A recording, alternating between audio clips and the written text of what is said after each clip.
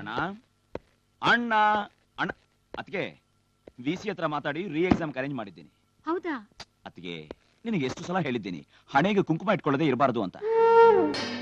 ಅಯ್ಯೋ, ಕೆಲ್ಸದ ಗಲಾಟೆಯಲ್ಲಿ ಮರ್ತೇ ಬಿಟ್ನಪ್ಪ. ಅತ್ತಿಗೆ ಹೆಣ್ಣಿಗೆ ಕುಂಕುಮನೇ ಭೂಷಣ, ಆದ್ರೆ ಆ ಕುಂಕುಮ ನಮ್ಮ ಅತ್ತಿಗೆ ಹಣೆಯಲ್ಲಿದ್ರೆ ಅದಕ್ಕೆ ಭೂಷಣ. ಹೋಗಿ ಕುಂಕುಮ ಇಟ್ಕೋ. ಅಣ್ಣ ಬಂದ ಅಂತ ಕಾಣುತ್ತೆ. ಅಣ್ಣ ಅಣ್ಣ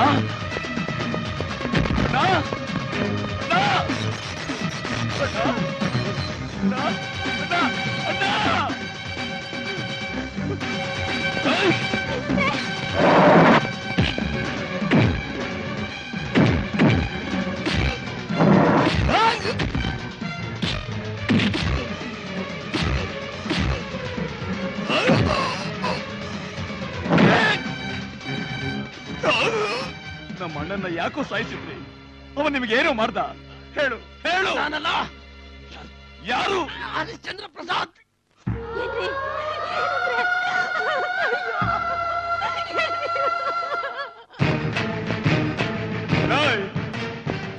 ಹರಿಶ್ಚಂದ್ರ ಪ್ರಸಾದ್, ಯಾಕೆ ಮರಿ ನರ ಕಿತ್ತೋದವ್ರ ತರ ಹರಿಸ್ಕೊಳ್ತಿದ್ಯಾ? ನ್ಯಾಯನ ನರಿಬುದ್ಧಿಯಿಂದ ನೆಲಸಮ ಮಾಡಿ ಅನ್ಯಾಯದ ಗೋರಿ ಕಟ್ಟಿ ಅದರ ಮೇಲೆ ನಿನ್ನ ಅಟ್ಟಹಾಸದ ರಾಜಧಾನಿ ಕಟ್ಟಕ್ಕೆ ಹೊರಟಿದೀಯಾ? ನೋಡು ಪಾಪ, ಈ ದೇಶದ ಚರಿತ್ರೆಯಲ್ಲಿ ಈ ಖಾದಿನ ಬೈದವರು, ಈ ಖಾದಿನ ಮುಟ್ಟದವರು, ಈ ಖಾದಿನ ಮೆಟ್ಟದವರು ಯಾರು ಬದುಕಿಲ್ಲ, ಬದುಕೋದಕ್ಕೆ ಸಾಧ್ಯನೂ ಇಲ್ಲ. ಖಾದಿನ ಮುಟ್ಟೋರು ಬದುಕೋಲ್ಲ ಅನ್ನೋ ನಿನ್ ಚರಿತ್ರೆನ ಅಳಿಸಿ ನಮ್ಮ ಅಣ್ಣನ ಆತ್ಮಕ್ಕೆ ಶಾಂತಿ ಸಿಗೋ ಹಾಗೆ ಮಾಡ್ಲಿಲ್ಲ.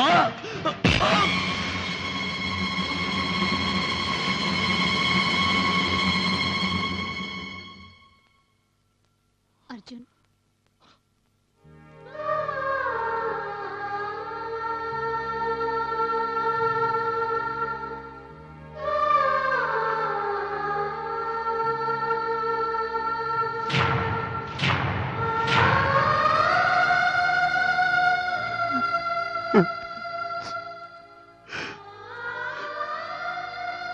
ಅಳ್ಬಾರ್ದಪ್ಪ.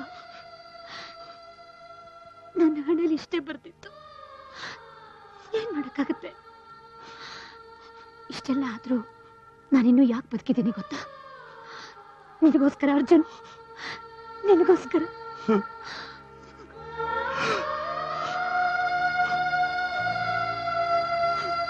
ಅವ್ರು ಹೇಗೆ ನ್ಯಾಯ, ನೀತಿ, ಧರ್ಮನ ಮೆಟ್ಟಿ ಕಾನೂನ್ನ ತಮ್ಮ ಮುಷ್ಟಿಲಿ ಇಟ್ಕೊಂಡಿದ್ದಾರೋ, ಅದೇ ಕಾನೂನು ಅನ್ನೋ ಆಯುಧದಿಂದ ನಾನಿನ್ನು ಬಿಡಿಸ್ಕೊಂಡು ಬಂದೇ ಬರ್ತೀನಿ ಅರ್ಜುನ್. ಎಸ್.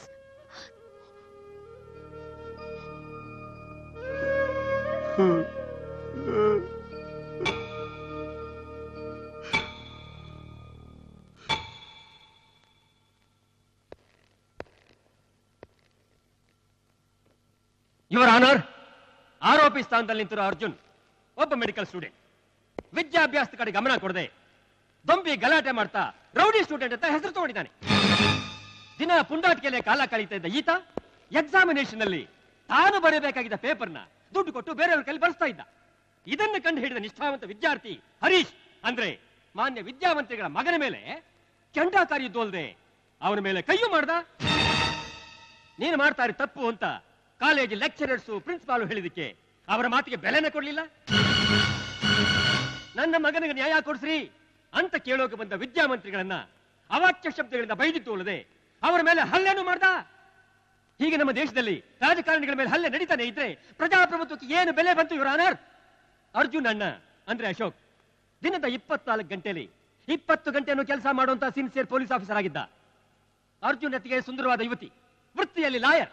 ಈಗ ಪ್ರೆಗ್ನೆಂಟ್ ಅನ್ನೋದಕ್ಕೆ ಈ medical certificate. Your honour, inspector Ashok ಅಕಾಲ ಮರಣಕ್ಕೆ ತುತ್ತಾಗಿದ್ದು ನಿಮಗೆ ಗೊತ್ತೇ ಇದೆ. ಆ ಮರಣಕ್ಕೆ ಕಾರಣ ಬೇರೆ ಯಾರು ಅಲ್ಲ, ಈ ಅರ್ಜುನ್. ಒಬ್ಬ ಡಾಕ್ಟರ್ ಆಗಿ 106 ಜನರ ಪ್ರಾಣ ಉಳಿಸಬೇಕಾಗಿದ್ದ ಇವನು ಸ್ವತಃ ತನ್ನ ಅಣ್ಣನ ಪ್ರಾಣನೇ ತೆಗೆದಿದ್ದಾನೆ. ರಾಮನಂತ ಅಣ್ಣನ ಇವನು ಕೊಂದದಕ್ಕೆ ಕಾರಣ ಇವನಿಗೂ ಇವನ ಅತ್ತಿಗೆಗೂ ಇರೋ ಅನೈತಿಕ ಸಂಬಂಧ.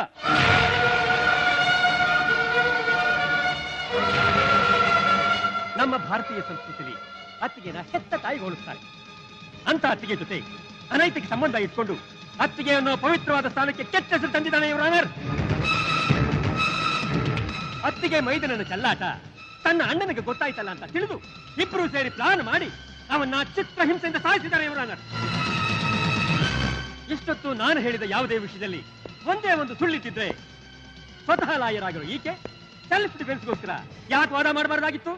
ಅಂದ್ರೆ ಇವರಿಬ್ಬರ ಮೌನನ ಹೇಳುತ್ತೆ, ಈಕೆ ತನ್ನ ಗಂಡನಿಗೆ ಮೋಸ ಮಾಡಿರೋದು ಸತ್ಯ, ಇಬ್ರು ಸೇರಿ ಅಶೋಕನ ಕೊಂದಿದ್ದು ಸತ್ಯ, ಇವನಿಗೂ ಇವನತ್ತಿಗೂ ಇದ್ದ ಅನೈತಿಕ ಸಂಬಂಧನೂ ಸತ್ಯ. ನನ್ನ ಅತ್ತಿಗೆ ಸೀತಾ ಮಾತಷ್ಟೇ ಪವಿತ್ರವಾದವಳು. ತಾಯಿ, ತಂದೆ, ಗುರು, ದೈವ ಎಲ್ಲ ನನ್ನ ಅತ್ತಿಗೆನೇ ಯುವರಾನ. ಇಂಥ ದೇವತೆ ಮೇಲೆ ಅಪವಾದ ಹೊರಿಸೋದು ತಪ್ಪು ಯುವರಾನ. ಅತ್ತಿಗೆ ಅತ್ತಿಗೆ ಅತ್ತಿಗೆ ಅತ್ತಿಗೆ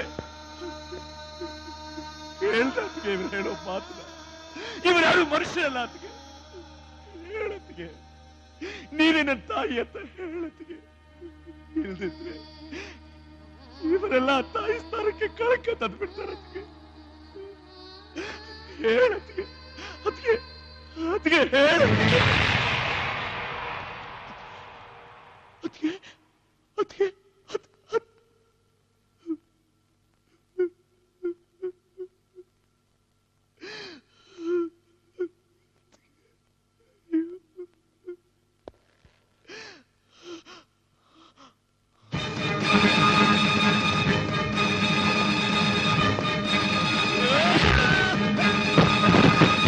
ಸಾಹೇಬ್ರೆ, ನಿಮ್ ಮೇತ್ರಿಗೆ ಒಬ್ಬ ಲಾಯರಿಗೆ ಹೊಡಿತಾ ಇದ್ರು ನೋಡ್ತಾ ಇದ್ರಲ್ರಿ.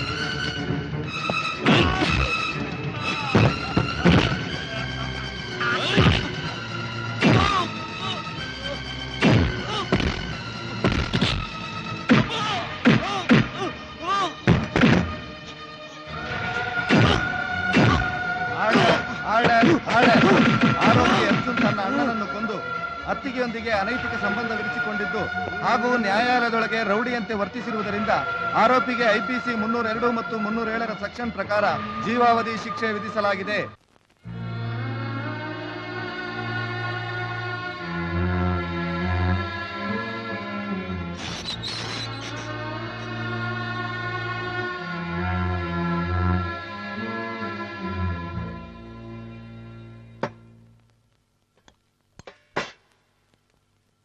ಅರ್ಜುನ್, ಮನೆಯಿಂದ ಊಟ ತಂದಿದ್ದೀನಿ, ತಿನ್ನು. ಅನ್ನದಲ್ಲಿ ವಿಷ ಬೆರೆಸಿದ್ದೀನಿ ಎನ್ನು ಭಯನಾ? ತಿನ್ನು ಅನ್ನದ ಮೇಲೆ ಯಾಕೆ ನಿನ್ ಪೌರುಷ ತೋರಿಸ್ತೀಯ? ದೇವರಂತ ಅಣ್ಣ ಹೋದ, ದೇವತೆ ಅಂತ ಅತ್ತಿಗೆ ಹೋದ್ಲು. ನಲಿತಾ ಕಳಿಬೇಕಾದ ನಿನ್ ಕಾಲೇಜ್ ದಿನಗಳು ಹಾಳಾಗೋಯ್ತು. ಇದಕ್ಕೆಲ್ಲ ಕಾರಣ ನೀನಲ್ಲ. ನೀನೇನ್ ತಪ್ಪು ಮಾಡಿಲ್ಲ ಅಂತ ನಂಗೆ ಚೆನ್ನಾಗಿ ಗೊತ್ತು. ಆಗೋಗಿದ್ದನ್ನ ನೆನೆಸ್ಕೊಂಡು ಮೌನವಾಗಿರೋದು ತಪ್ಪು ಅರ್ಜುನ್. ಮಾತಾಡು ಅರ್ಜುನ್, ಕಮಾನ್ ಸ್ಪೀಕ್ ಔಟ್. ನೀನ್ ಹೀಗೆ ಮೌನವಾಗಿದ್ರೆ ನಿನ್ನ ಮೌನ ನಿನ್ನೆ ಕಿತ್ತು ತಿನ್ನುತ್ತೆ. ಮಾತಾಡು ಅರ್ಜುನ್. ನನಗೆ ಗೊತ್ತು ನೀನ್ ಮಾತಾಡಲ್ಲ ಅಂತ. ನಾನು ನಿನ್ನ ಅರೆಸ್ಟ್ ಮಾಡಿದೆ ಅಂತ ಕೋಪ ಅಲ್ವಾ? ನಾನೊಬ್ಬ ಸ್ಟ್ರಿಕ್ಟ್ ಜೈಲರ್ ಆಗಿರಬಹುದು. ಒಳ್ಳೆದಕ್ಕೋಸ್ಕರ ಕೆಲವ್ರನ್ನ ಬೈದಿರಬಹುದು, ಹೊಡೆದಿರಬಹುದು. ಅದಕ್ಕೆ ಕಾರಣ ಪ್ರತಿಯೊಬ್ಬರು ಒಳ್ಳೆಯವರಾಗಬೇಕು ಅನ್ನೋ ಒಂದೇ ಒಂದು ಉದ್ದೇಶದಿಂದ. ನೀನು ಒಳ್ಳೆತನ ಖಂಡಿತ ನಿನ್ನ ಕಾಪಾಡುತ್ತೆ. ನಾನು ಗವರ್ನರ್ ಹತ್ರ ಮಾತಾಡಿ ನಿನ್ನ ಶಿಕ್ಷೆ ಕಡಿಮೆ ಆಗೋ ಹಾಗೆ ನಾನು ಮಾಡಿಸ್ತೀನಿ. ನಾನು ಮಾಡೇ ಮಾಡಿಸ್ತೀನಿ. ನೀವ್ಯಾರ್ರಿ ನನ್ನ ಶಿಕ್ಷೆ ಕಡಿಮೆ ಮಾಡ್ಸೋಕೆ? ನನಗೂ ನಿಮಗೂ ಏನ್ ಸಂಬಂಧ? ನೀವೇನು ನಾನು ಒಡ ಹುಟ್ಟಿದ ಅಣ್ಣನ, ರಕ್ತ ಸಂಬಂಧ ಇರೋ ಬಂಧುನ, ಇಲ್ಲ ಸುಖ ದುಃಖ ಹಂಚ್ಕೊಳ್ಳೋ ಸ್ನೇಹಿತನ? ನನಗೂ ನಿನಗೂ ಅಣ್ಣ, ಬಂಧು, ಸ್ನೇಹಿತನ ಸಂಬಂಧ ಇಲ್ಲದೆ ಇರಬಹುದು. ಆದ್ರೆ ನೀನೊಬ್ಬ ಕೈದಿ, ನಾನೊಬ್ಬ ಜೈಲರ್ ಅನ್ನೋ ಸಂಬಂಧ ಇದೆ ತಾನೆ?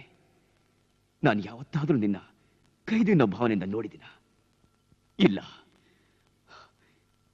ಈ ಜೈಲಿನಲ್ಲಿರೋರ್ನೆಲ್ಲ ನನ್ನ ಅಣ್ಣ ತಮ್ಮಂದ್ರು ಅನ್ನೋ ಭಾವನೆಯಿಂದಾನೇ ನೋಡ್ತಿದ್ದೀನಿ, ಮುಂದೆನೂ ನೋಡ್ತೀನಿ. ಅರ್ಜುನ್, ಈ ಅಣ್ಣನ ಕೈ ತುತ್ತಿಂತ್ಯ ಅಂತ ಆಸೆಯಿಂದ ಬಂದೆ. ನೀನ್ ನನ್ನ ಅಣ್ಣ ಅಂತ ಒಪ್ಕೊಂಡಿದ್ದು ಪರವಾಗಿಲ್ಲ, ಆದ್ರೆ ನಾನು ನಿನ್ನ ತಮ್ಮ ಅಂತ ಒಪ್ಕೊಂಡಿದ್ದೀನಿ.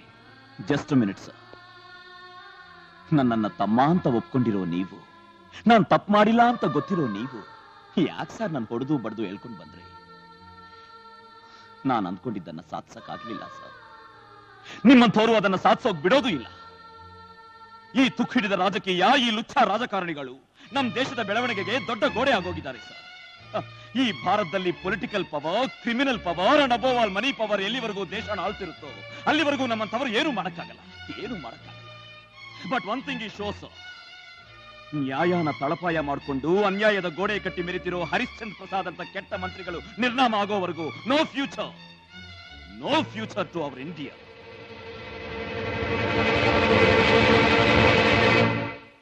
Pratap, what is this? My resignation sir.